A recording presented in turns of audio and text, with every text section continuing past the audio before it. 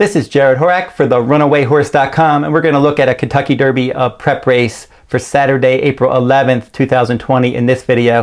Now we're taking a break from our Today's Racing Digest video races of the week for the stakes races for the on the road to the Derby Trail. This week's race isn't a points race.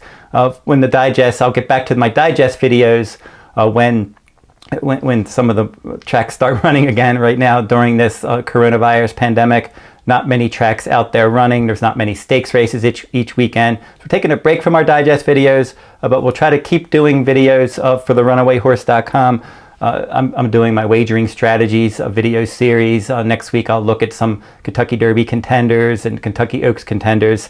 But for this video we will analyze Oaklawn Park Race 11 for April 11th, 2020. It's going to be the $200,000 Oaklawn Stakes for 3-year-olds. I'm going to be traveling 1 mile and an eighth on the main track, and the top 3 horses are going to get to come back and have automatic bids to run in the Arkansas Derby on Saturday, the first Saturday in May.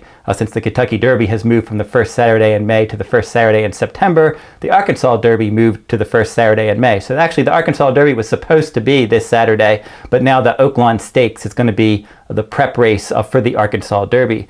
So now we have a 13-horse field, and let's just kind of roll through the horses here and see if they're contenders or non-contenders. Start with the 1 Basin at 7-2. I'm just not sure about him. He's run 4 times with 2 wins, a second and a third. He was very good in sprint races as a juvenile. He ran away with the Hopeful Stakes in the slop. And then he finally returned in the Rebel Stakes. The pace was fast. He tracked that pace, and he ended up a distant third behind Nadal, 7 lengths behind the second place finisher Accession as well. So he didn't run poorly. First start off a layoff from the inside post. He's going to show some speed. I'm just not sure if he wants to go this far. He could end up being a sprinter. They're trying to see if he can go 2 turns. He ran okay last time, but we'll learn more here in this 1 mile and an eighth race how much stamina he has. And if he doesn't run well, I'm sure they'll cut him back in sprints. The 2 Coach Bahe, 20-1 morning line. I thought he was live at least to finish 3rd or 4th in the Rebel. He was 66-1. He rallied. He finished 5th in that 8-horse field. I can't see him doing much better than 4th or 5th in this race. But if the pace is fast, he'll be passing tired horses. To 3, Mr. Big News. He's 30-1 morning line coming in from the fairgrounds. He's had 5 lifetime starts with a win and a second. He was 5th in the Risen Star Stakes last time out. He had an inner post. He's had a decent mid-pack trip.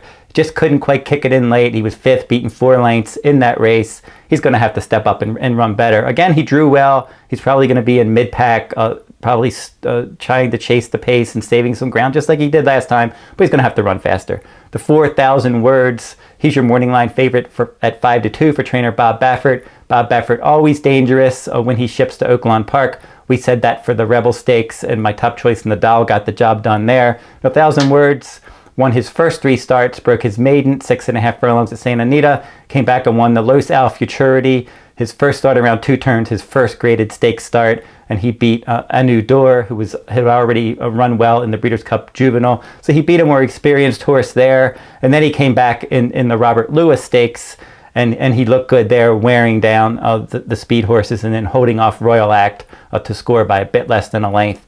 He's never going to blow horses off the track, because in his first 3 races, he won by a half length, a neck, and 3/4 of a length.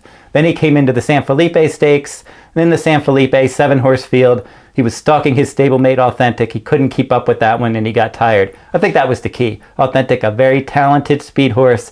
1,000 words was probably too close to him. He was run into the ground, and he weakened. They want to try to come from off the pace. They think he's going to be a bit better from off the pace. He's bred to go this far. I'm not really concerned about the distance too much. I think he's probably going to be within striking range throughout, coming from a bit further off the pace this time. Joe Talamo is going to ride at 5-2. He has a bullet workout for this, 6 furlongs and 112 and change from Santa Anita Park on April 4th. So 1,000 words, $1 million purchase. I liked him in the San Felipe. I think he can bounce back in this spot. Now the 5, Sir Rick, 15-1 morning line. He was my top choice when I did my Mind That Bird Derby video. That weekend, they were going to be prep races for the Sunland Derby and the Sunland Oaks that day, and I had hit both of those races.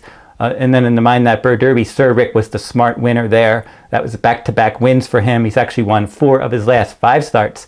Robertino Diodoro trains him now. Steve Asmussen trained him all of his starts prior to the Mind That Bird Derby. Then Robertino Diodoro took over the training duties. He dueled on the lead in the Mind That Bird Derby. He pulled away, won nicely. He's earned some quality speed figures in his last 2 wins. He's going to be up on the pace, but others have some speed. We're going to find out how good he is and how far he wants to go. Shoplifted's the 6 for Steve Asmussen. He's 10-1 morning line. Ricardo Santana Jr. is going to ride. He's had plenty of stakes experience. He broke his maiden first time out, and he's been in stakes races in 6 races in a row since then, including a victory in the Springboard Mile, a 2nd place finish in the Hopeful as a 2-year-old, and then a 3rd place finish in the Smarty Jones. He was 4th in the Southwest last time. He's good enough to nibble and get a piece of this, but I would be a bit surprised if he won. The 7 Flapjack, 20-1 morning line for trainer Jack Sisterson. Oxbow the sire, Tappet the dam sire. This one has a nice pedigree for Calumet Farm. 4 starts with a win in a 2nd. He stretched out on turf 2nd time out, and he finished 2nd. And then he actually broke his maiden in a stakes race, the Arlington Washington Futurity at Arlington Park on all-weather ground. And then he came off of a long layoff in the Gotham Stakes. He made a middle move, a wide middle move from post 9, and then he ended up weakening to finish 6th. 2nd off the layoff, I can see him improving. He's probably going to be stalking the pace. Wouldn't be shocked if he finished somewhere 3rd or 4th, probably more likely. But he's at least a long shot you have to look at. Taishan, the 8, another one with speed in here for trainer Richard Baltus. A couple starts around 2 turns, he was able to get up on the pace and win. Broke his maiden at 1 mile at Santa Anita. Then last time in the slop at Oaklawn Park at 1 mile and a 16th against Optional Claiming Company. Very easy win. But his 2 stakes races, the Sham Stakes in the Southwest, he was 4th by 10 and 5th by 10. He didn't get to the lead there. I don't know if he's going to get to the lead here. There's some other speed. Joel Rosario is going to ride. He's 8-1. I'm not going to pick him, and his best chance is probably if he can shake loose. The 9 Digital, he's 8-1. He's coming in from Fairgrounds. He was 5th in the Risen Star Stakes. He had the perfect inside post that day. He tracked the pace, had a good trip. He just couldn't punch it in late. That's kind of been the story in both of his 2-turn starts. Prior to that at Fairgrounds against Optional Claiming Company, he stalked a slow pace. He took the lead, and he was run down. Blackberry Wine came back on him that day. And his sprint races, both in the mud at Churchill and Fairgrounds, he rallied nicely. So I think probably one shorter distance. I don't think that this is the distance for him. He's going to stalk the pace. He's got some talent. I just think when the last 1/8 of a mile, I think that's where he's going to get himself in trouble. So the 10, Something Natural. He's 20-1 morning line for Brad Cox. 3rd in the Rushaway Stakes on all-weather ground last time. He's 2 for 2 on a fast track, but he's just going to have to run faster. His numbers aren't quite up to par. Very good connections. Obviously, Brad Cox, a good trainer. We know he likes a fast track. We can get at least 1 mile in a 16th. 1 mile and 70 yards was his other win, and he can stalk the pace or come from a bit further back. He's going to have to run faster. If he can run faster, maybe he can threaten. The 11 Background, a lightly raced horse of 3 starts with a win and 2/3. Rallied nicely in his debut at 6 furlongs, just ran out of ground. Stretched out 2nd time out, broke his maiden easily by more than 4 lengths, stalking the pace. And then last time in the slop, he was never going to catch Taishan after that slow start from the outside post. But he rallied, and he was 3rd, and he kept chugging away for 3rd. He was more than 5 lengths clear of the rest. So that was a solid enough effort. An outer post here. His numbers improved in all 3 starts.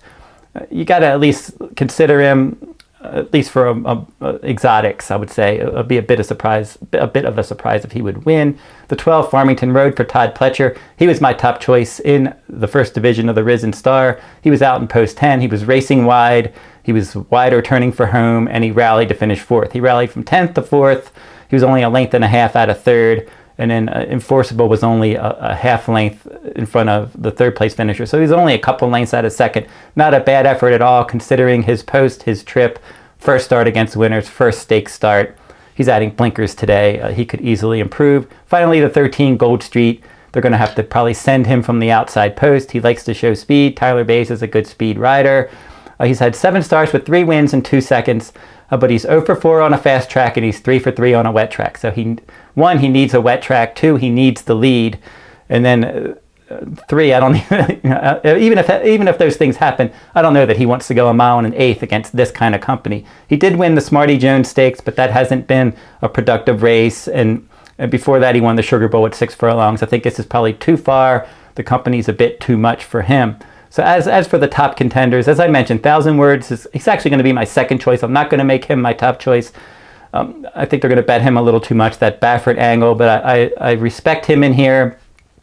I think he was facing much better horses on the West Coast, Authentic and IRAP last time.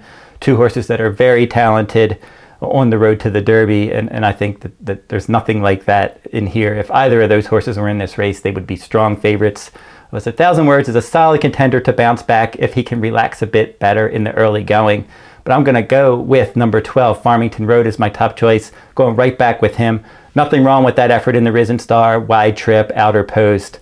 It was plugging along for fourth. One thing in this race, there's a lot of horses that you're just not sure if they can get the distance. But Farmington Road, I'm not worried about that. Even for 1,000 Words, I'm not too worried. But Farmington Road, I'm definitely not worried at all. His numbers improved in all 4 of his starts, and he went from 6 furlongs to a mile and 40 yards to a mile and an eighth last time. He was running on nicely at the end. He has the best late pace rating out of that last race. So they were finishing okay in that Risen Star. He was finishing better than most of the other runners. And I think that Farmington Road, adding blinkers, Martin Garcia has been riding well at Oaklawn Park.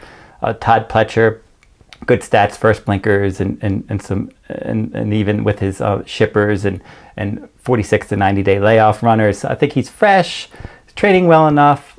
The blinkers, he's got some upside. If he can just run a little bit faster than he did in the Risen Star, he can beat this field. So Farmington Road and 1,000 Words are going to be my top 2 win contenders. Some other horses to consider underneath. I think you want to look for long shots. I'm going to try to beat horses like Basin and the exotics. I mentioned Coach Bahe. If you're playing superfectas, maybe throw him in.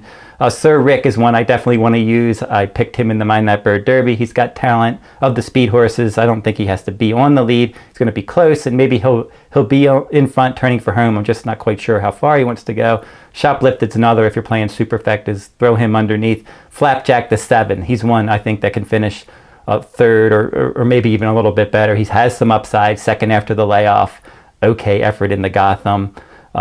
Digital, I don't think he wants to go this far. Even something natural and background, the 10 and 11, you can throw somewhere underneath. But the whole key, I'm keying around here, Farmington Road, definitely going to make a win bet. I'm going to play an exacta box with 1,000 Words, and then I'm going to throw some of those live long shots underneath in the superfecta and the trifecta, and hope maybe I can catch one of those bets. But my main wagers, win wager on Farmington Road, exacta box with 1,000 Words, and I'll definitely use both of those horses in wagers like the pick 3, the pick 4, and the pick 5. If I was keying a horse, certainly I want to key Farmington Road. He's going to offer more value than 1,000 Words. So if you like this video, give me a thumbs up, subscribe to my YouTube channel, make some comments in the comment section. Who do you like in the 2020 Oaklawn Stakes? And that will wrap up this video. I'll be back next week. As I said, I'll probably do something for Derby and Oaks related, maybe another video for my handicapping video series. I just covered the double and the pick 3, and I'll come back and do some of those other videos for my site while we're waiting for the stakes action to heat back up around the country later on this year, hopefully after the coronavirus pandemic. Everybody stay safe out there. And until then, till next time, good luck at the races.